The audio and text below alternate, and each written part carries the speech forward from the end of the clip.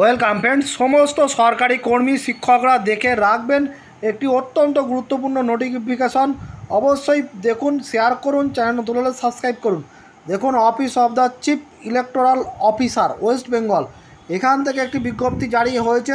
খুব রিসেন্ট বিজ্ঞপ্তি জারি হয়েছে। দেখছেন সাবজেক্ট কী রয়েছে, র্যাশনালাইজেশন অফ পোলিং স্টেশন। এবারে দেখুন, পোলিং স্টেশনগুলোর সম্বন্ধে বিওলোদের কী কী ইনফরমেশন দিতে হবে, কত ভোটার হলে একটি বুথ ভেঙে যাবে, সমস্ত নতুন নোটিফিকেশান। যেহেতু আপনারাই ইলেকশন কন্ডাক্ট করেন, সরকারি কর্মচারী শিক্ষক, ওই জন্য আপনারা জেনে রাখুন বিষয়গুলি। ভোটের সময় এগুলো অবশ্যই দরকার লাগবে। বিওলোরা দেখে রাখুন, কারণ বিওলোদের এখানে অনেক কিছু জিনিস করতে হবে।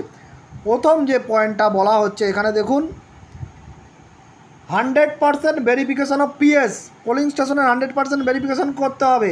And the relevant part of the electoral role, এবং যেটা ভোটার তালিকা তার রিলিভেন্ট পার্টগুলো কিন্তু আপনাদের ভেরিফিকেশন করতে হবে। এবং বিওলাদের যেটা করতে হবে, পোলিং স্টেশনের কিন্তু ফটো লোকেশন আপলোড করতে হবে উইথ ল্যাটিচিউড লঙ্গিচিউড দিয়ে, তাদেরকে বিওলাদেরকে আপলোড করতে হবে। এছাড়া 2 নম্বর যে পয়েন্টটা, সেটা বলা হচ্ছে যে পোলিং স্টেশন, সেই প্রত্যেকটা পোলিং স্টেশনের বিল্ডিং ঠিক আছে কি না সেইগুলোও কিন্তু ইনফরমেশন দিতে হবে, কারণ ভোটাররা সেখানে ভোট দিতে যাবেন। এছাড়া একটি ডেজিগনেটেড অফিসারও নিয়োগ করতে পারবে ডিস্ট্রিক্ট ইলেকশন অফিস। সবথেকে উল্লেখযোগ্য যে বিষয়টা, সেটা হলো এই যে 3 নম্বর পয়েন্টটা আছে, polling station having more than 1200 electoral. তাহলে দেখলেন যে 1200-র বেশি যদি ভোটার থাকে, শ্যাল বি র্যাশনালাইজড মডিফাইড। তাহলে দেখলেন যে 1200-র বেশি ভোটার থাকলেই সেটাকে কিন্তু র্যাশনালাইজড বা মডিফাইড করা যাবে, মানে সেটাকে আপনারা ভেঙে দিতে পারবেন। মানে একটি বুথে 1200-র বেশি ভোটার হবে না। তবে এক্ষেত্রে কিন্তু একটা ফ্যামিলির মেম্বারদের সবাইকে একটা বুথেই রাখতে হবে, তাদের যেন ভাগ না হয়ে যায়, সেদিকটাও লক্ষ্য রাখতে বলা হয়েছে।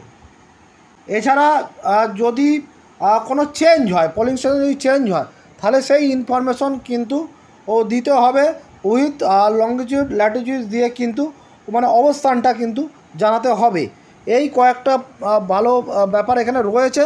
তার মধ্যে সবথেকে গুরুত্বপূর্ণ ব্যাপার হলো যে 1200-র বেশি ভোটার হলে কিন্তু সেটাকে আলাদা করে দেওয়া যাবে, মানে আলাদা বুথ করে দেওয়া যাবে।